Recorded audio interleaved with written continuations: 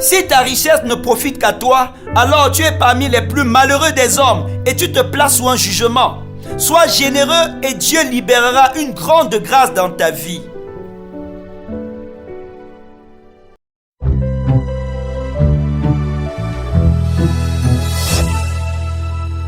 La parole de Dieu ne vous laissera jamais telle qu'elle quand vous l'avez écoutée. C'est pourquoi je me réjouis déjà des effets de ce breakfast sur votre vie. Il s'intitule « Soyez généreux » et il s'inspire de Acte 4, versets 32 à 35 qui dit ceci. « La multitude de ceux qui avaient cru n'était qu'un cœur et qu'une âme. Nul ne disait que ses biens lui appartinssent en propre, mais tout était commun entre eux. Les apôtres rendaient avec beaucoup de force témoignage de la résurrection du Seigneur Jésus, et une grande grâce reposait sur eux tous. Car il n'y avait parmi eux aucun indigent. Tous ceux qui possédaient des champs ou des maisons les vendaient, apportaient le prix de ce qu'ils avaient vendu et le déposaient aux pieds des apôtres. Et l'on faisait des distributions à chacun selon qu'il en avait besoin. Amen. Votre générosité est l'un des moyens par lesquels vous pouvez vaincre la pauvreté et libérer la grâce financière autour de vous et dans votre vie. La première communauté des chrétiens a été combattue et rejetée, mais malgré ça, il n'y avait pas d'indigents parmi eux. Acte 4, 34 précise qu'une grande grâce reposait sur eux, tous. Quel était leur secret? Au verset 32 de Acte 4, il est dit que personne ne se considérait comme propriétaire de ses biens. En effet, Dieu les avait libérés de la cupidité par la puissance de l'amour déversé dans leur cœur par le Saint-Esprit. En réalité, nul n'est propriétaire des biens dont il dispose. Vous n'êtes propriétaire de rien.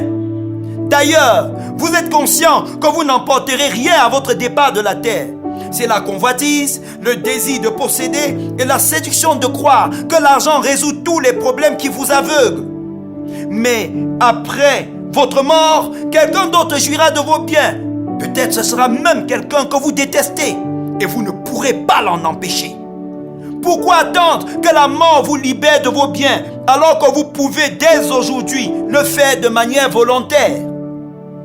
Les frères étaient remplis d'amour les uns pour les autres. Ils aimaient les gens plus que l'argent. Ils vendaient même leurs biens pour subvenir aux besoins des autres. C'est pourquoi une grande grâce reposait sur eux. Quand il y a une vraie démonstration d'amour, Dieu libère aussi une grande grâce. De nos jours, beaucoup d'églises, de familles et même de nations sont dans la disgrâce parce que les hommes sont plus attachés à la richesse qu'aux personnes. Des gens amassent des fortunes colossales, pillent même la fortune publique pour se bâtir des châteaux et remplir leurs comptes bancaires, alors qu'à côté d'eux, les gens croupissent dans la misère. Dans beaucoup de pays africains, le fossé entre les riches et les pauvres est énorme. Les églises africaines n'y échappent pas. Parfois, ce sont même les pasteurs qui sont dans une opulence exagérée pendant que les fidèles misèrent. Où est passé l'amour? La richesse qui ne procure du plaisir qu'à vous est loin d'être une bénédiction. C'est un jugement.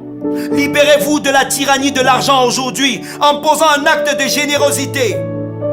Vous n'avez pas besoin d'être très riche pour le faire. Les premiers chrétiens n'étaient pas forcément des milliardaires, mais ils étaient généreux. Avant que le soleil ne se couche aujourd'hui, faites preuve de générosité et libérez la grâce sur vous et autour de vous. Amen.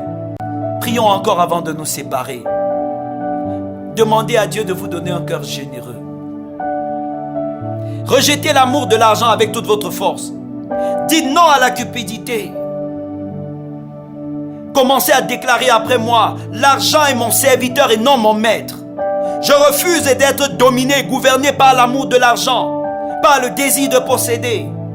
Au nom de Jésus, demandez au Seigneur d'ouvrir vos yeux et de vous montrer quelqu'un qui est dans le besoin. Déclarez au nom de Jésus que vous n'attendrez pas d'être un milliardaire pour faire du bien, pour être généreux.